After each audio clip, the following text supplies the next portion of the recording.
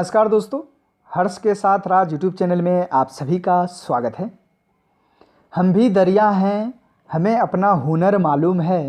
हम भी दरिया हैं, हमें अपना हुनर मालूम है। जिस तरफ चल पड़ेंगे रास्ता हो जाएगा। दोस्तों, बशीर भद्र का यह शेर बिहार दरोगा में सफल हुए हमारे प्रिय मित्र प्रियतम प्रियदर्शी जी पर फिट बैठती है। पहले प्रीतम प्रियदर्शी जी, आपको बिहार एसआई में सफल होने पर बहुत बहुत बधाई। धन्यवाद आपका। प्रीतम प्रियदर्शी जी, ये बताइए कि कल रिजल्ट आए हुए हैं और आपने सफलता हासिल की है, तो कल से आप महसूस कर रहे हैं आप?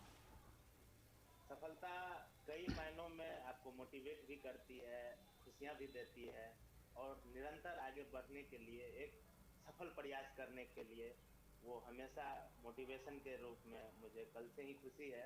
और इसके लिए मैं आगे भी आशान्वित हूँ कि और भी कई सफलताएं आएंगी।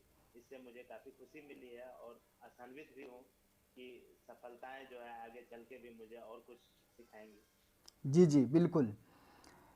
प्रीतम जी, ये बताइए, सबसे पहले हमारे लिसनर ये जानना चाहते हैं कि आपके एजुकेशनल बैकग्राउंड क्या रहे हैं? एजुकेशनल बैकग्राउंड मैंने 10वीं तक की पढ़ाई जवाहर नवोदय विद्यालय पूर्णिया से की है। फिर 12वीं भी मैंने जवाहर नवोदय विद्यालय पूर्णिया से किया है। फिर ग्रेजुएशन के लिए मैं पटना कॉलेज पटना से मैं ग्रेजुएशन किया। वहाँ आप मेरे सहपाठी थे। जी जी आज मैं आपके साथ मैंने कई साल 3 साल वहाँ पे गुजारे हैं। बिल्कुल। उसके बाद पीजी की पढ़ाई मैं दरभंगा हाउस पटना विश्वविद्यालय पटना से ही किया है। जी उसके बाद फिर नेट क्वालिफाई करने के बाद मैं पीएचडी बीएन मंडल यूनिवर्सिटी मधेपुरा में। दोस्तों, मैं प्रीतम जी के बारे में बता दूं, इन्होंने इनसे पहले नेट, सीटेट, बिहार स्टेट, इन सारे एग्ज़ाम को निकाला है। प्रीतम जी, ये बताइए, आपने इतनी सफलता हासिल की है और वर्तमान में आपको बिहार एसआई में भी सफलता मिली है, ये सब कैसे कर पाएँ? आपने नेट, एस्टेट, सीटेट, ये सभी के साथ इधर एसआई में सफलता कैसे हो पाया? कैसे किए? कैसे सामंजस्य आपने बैठाया?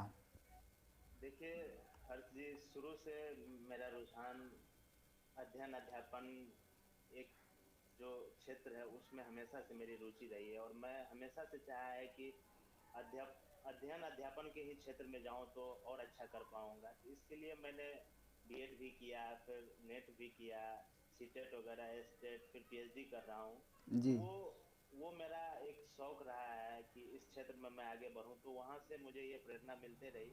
और आज के समय में इस प्रतियोगिता के दौर में कई अन्य सारे बीपीएससी वगैरह भी है जिसके लिए मैं अब लगा हुआ हूँ।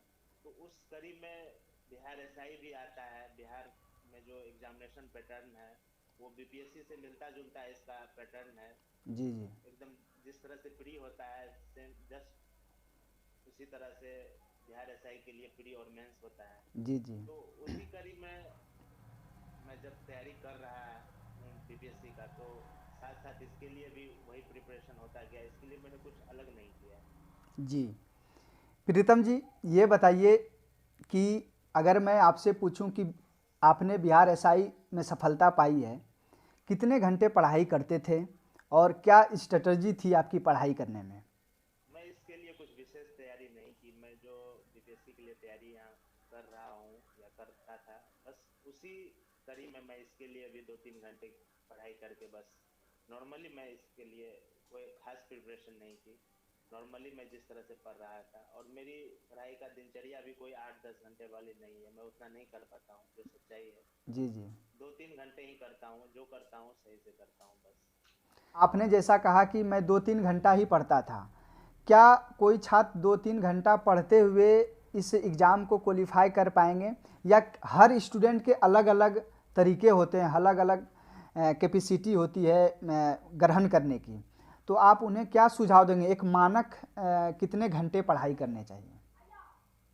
इसके लिए जो सच बात यह है कि जब कोई स्टूडेंट बैठता है पढ़ने के लिए वो कंसंट्रेट कितना देर हो पाता है, सबसे महत्वपूर्ण ये बात है। जी जी किताबें खोल के बैठना तो लोग 4-5 घंटे भी बैठ सकते हैं, जी लेकिन आप वही ग्रास्प कर पाएंगे जब आप कंसंट्रेट होंगे।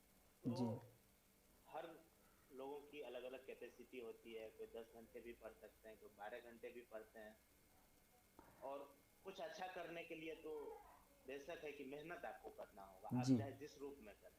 बिल्कुल। आपको 3 घंटे अगर आपको हार्ड वर्क करना है, बहुत अच्छे से कंसंट्रेट होकर पढ़ना है, तो स्वाभाविक है कि आपको 5-6 घंटे उसमें लगाने होंगे, बैठने होंगे आपको। जी आठ जी घंटे भी बैठने पड़ सकते हैं, 7 घंटे भी बैठने पड़ सकते हैं, तब आपके लिए वो क्वालिटी टाइम 3 घंटे 2 घंटे निकल के आ पाएंगे। ऐसा नहीं कि 2 घंटे सिर्फ बैठ गए तो वो 2 घंटे आपके हैं, ऐसा नहीं। उस 2 घंटे के दौरान आपको कई डिस्ट्रक्शन भी आएंगे। जी जी कभी पढ़ाई में मन नहीं लगेगा, कभी मोबाइल पे किसी का फोन आ गया, या अन्य बहुत सारी बातें जी होती जी है। जी स्टूडेंट लाइफ में और भी बहुत सारी परेशानियां चल रही होती है, कभी ये तो कभी वो। तो वो क्वालिटी टाइम 2-3 घंटे निकालने के लिए कम से कम आपको तो एक अच्छा 2-4-5 घंटे का जो है समय निकालना होगा, जिसमें से वो 2-3 घंटे क्वालिटी टाइम निकल के आएंगे, जिसपे आप फुल्ली कंसंट्रेट होंगे और अच्छे से आप किसी भी चीज को, टॉपिक को समझ पाएंगे, कंसेप्ट क्लियर कर पाएंगे। यही फंडा है। जी प्रीतम जी, ये बताइए कि कोई छात्र बिहार एसआई की तैयारी करना चाहते हैं, शुरुआत करना चाहते हैं, तो उनके लिए आप क्या सुझाव देंगे? उनके लिए मेरा एक ही सुझाव होगा कि अगर वो इस तरह की प्रतियोगिता परीक्षा में आना चाहते हैं, तो उन्हें एक बेसिक कंसेप्ट जो होता है, क्लास 10वीं तक की जो कंसेप्ट होती है, बस वो नॉर्मल कंसेप्ट है, वो आपको समझना होगा। बस उनके लिए एनसीईआरटी पे आप जा सकते हैं, उनको पढ़ सकते हैं। और भी मार्केट में कई अब तो बहुत सारे कंपाइल किए हुए अच्छे अच्छे नोट्स भी अवेलेबल हैं, जी बहुत जी सारी किताबें हैं, आप उनको फॉलो कर सकते हैं। नहीं तो एनसीईआरटी है ही, बस बेसिक होना चाहिए क्लास 10 तक के लिए। वो अगर आपका बेसिक क्लियर है तो आप चाहे बिहार एसआई हो, बिहार में अन्य कई एग्जामिनेशन होते हैं, बीपीएससी का हो या बिहार एसएससी सीजीएल आने वाला है, जी तो जी आप उनमें जरूर सफल हो सकते हैं। प्रीतम जी, आगे आपका क्या लक्ष्य है? आगे लक्ष्य बिहार लोक सेवा आयोग के लिए मैं तैयारी कर रहा हूँ लगातार, जी जी और उसमें सफलताएं और सफलताएं लगी रह रही है। अब निरंतर और भी मेहनत करने की आवश्यकता है। जी प्रीतम जी, आपको आगे भी इसी प्रकार से सफलता मिली, हमारे तरफ से आपको बहुत बहुत बधाई। आपने अपने कीमती समय हमारे लिए निकाला। आप हमारे प्रिय मित्र हैं, क्लासमेट हैं। फिर से आपको दिल से बहुत बहुत बधाई। धन्यवाद आपका। मैं हमेशा आपसे भी मार्गदर्शन लेता रहा हूँ। हम्म, आप हमारे मित्र, अच्छे मित्र हैं, और आपने भी हमेशा सफलताओं की और हमेशा आगे बढ़ते रहे हैं। जी जी जेआरएफ निकाल के आप पीएचडी के लिए बनारस हिंदू विश्वविद्यालय गए, बहुत खुशी हुई। हमें भी आपसे बहुत प्रेरणा मिलती है, जी जी लगातार मिलते भी रही है। जी जी धन्यवाद धन्यवाद। इसके लिए। धन्यवाद।